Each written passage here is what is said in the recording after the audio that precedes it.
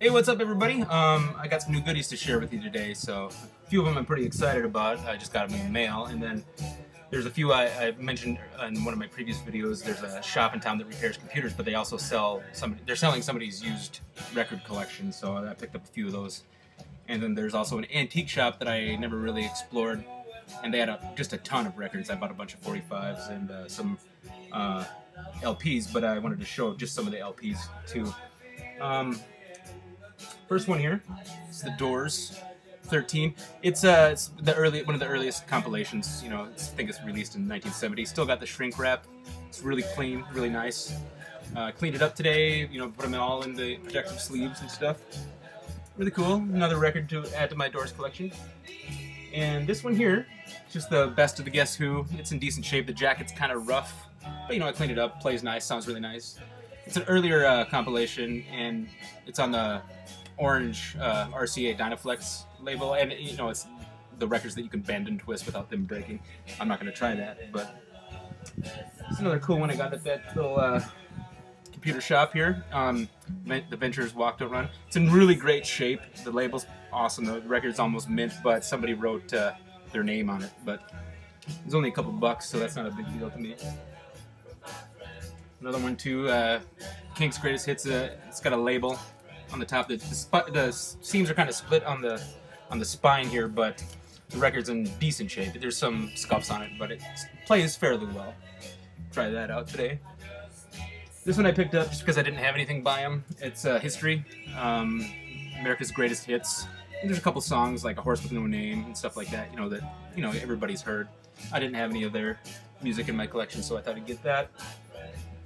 This one too. The jack's a little rough. It's got a clip corner, so I'm assuming it was a cutout or a promo. But Patti Smith's Easter. It's got Because the Night on it. Everybody knows that song. And her hairy armpit on the cover too. Let's see here. What else? Oh, this one I just threw in here because I got it from a friend, Eddie and the Cruisers soundtrack. We used to watch this movie when we were kids, and he only got it for $1, so he gave it to me. So this one here is an upgrade. I got it at that little shop. I have another copy of this, but it was in rough shape. I just got this for $1. Great album. It's got a lot of good songs on it, like Money for Nothing, obviously. That's a great tune. Walk of Life. Yeah, so those are the big ones for me on that one. These here, in that antique shop. Excited about these. The band Cahoots. It's got a punch in the corner, so it's obviously a cutout. But the biggest song for me on this one is When I Paint My Masterpiece. It's a Bob Dylan written song, but I love the band anyway, so I didn't have this one in my collection. I was going to buy the reissue, but this one's in really great shape, so I thought I'd just go with one of the originals. And this is probably a mid-70s pressing of music from Big Pink. This was $5. Really happy I got that. It's a great record. It's a classic record. Here's a couple Chuck Berry records I got at that computer shop, the computer repair place. This is called The Great 28. You know, basically his hits. It's an 80s pressing on Chess Records. It's you know, I have a lot of Chuck Berry 45s, but it's kind of a hassle to listen to sometime. You know, as you know, 45s you have to switch them constantly. So I thought it'd be great just to have this and sit and listen to some Chuck Berry. Got this along with it. Let me move these over a little bit here. Another Chuck Berry record. Rock and Roll Rarities. It's basically alternate versions or studio outtakes of, you know, some of his biggest hits. I thought it'd be cool to have. I can see why they're studio outtakes too, because the originals are much better. Another one here. Just the Sound of Johnny Cash. I don't know if I've shown this to you or not. Probably not. But another just $2 record. You know, I didn't have this one, so I thought I'd get it. And a couple of box sets here, which I'm really thrilled about. I haven't really, these are all in mono. This is Elvis Presley Worldwide 50 Gold Award Hits Volume 1. He had Volume 2 in there too, but these are some of his earlier songs, which I really, you know, I'm a fan of the early Elvis period. A few exceptions of, you know, some of his later hits, like, you know, Suspicious Minds and things. I haven't cleaned this one yet. I haven't listened to it yet, but I have a lot of Elvis records. I've been obsessed with Elvis since I was a little kid. But, you know, I'm assuming these are from the 80s. It's probably just a packaged box that they came out with. Really cool. Put this back real quick. There's a 4 LPs in here. Sweet. I just thought I counted 3 when I was in the shop. So sure it's stuck. To me, this one's really great too. A great find. I got this for $5 at the antique shop. That little antique shop. Hank Williams Treasury. I think it's 5 or 6 LPs in here. It's a box set. Pretty much every Hank Williams song ever recorded, and it must have been done in the 50s or something. They took some of his songs and like brought them into the studio, and a band played and backed them up. Not really cool, you know. I mean, I like the old old antique sounding recordings of his, you know, records, but you know, I didn't have it. And these I got in the mail today. I won these on eBay. I'm really excited about. I've never owned any Japanese pressings before, so just when I got these out of the package, just to feel and see the quality they put into these is immaculate.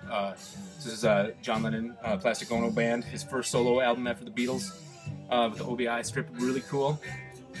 The cool thing about these records too is that well, not only do you get like the insert with the lyrics in English and in Japanese, which is really cool. Like the inner sleeves have an inner sleeve, which is really cool. And the pressing, they're dead silent. I've listened to them, you know, just quickly today. They're just really clean sounding. I don't know how old this one is. There's no barcode on the OBI, so it could be maybe an earlier pressing. Not really sure. So if anybody knows, glare on there, let me know. And these I was really excited about too. This is my 4th copy of this album. I have 2 UK stereo pressings and then 1 original mono UK pressing. But the Japanese pressing I've always wanted to. This is a newer pressing of the Beatles' Revolver. I've said it before, and I'll say it again, it's my favorite Beatles album. But I wanted to get these just because of, you know, I heard and now I can see that the quality is just amazing. I like the sleeves they put them in. I got some polyline paper sleeves that I'm going to put these into. I haven't listened to Revolver yet. I'm listening to Sgt. Pepper right now. I got that one next to show you. Another insert with all the lyrics in Japanese as well as English. Oh, I'll show you Sgt. Pepper's here too real quick. Like I said, I'm listening to it right now.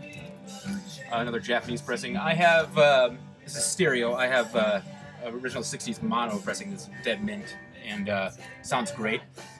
But I had a Capitol pressing too, probably from the 80s though, and it didn't sound the greatest. It was in no decent shape, but I'm just blown away by the quality of these. I mean, just immaculate. They use real cardboard, like cardstock, rather than, you know, the cheap flimsy paper stuff like a lot of records are being printed on. Gatefold is really, really thick, just awesome. And it also comes with. Oh, what's this? Oh yeah, the insert, which is really cool.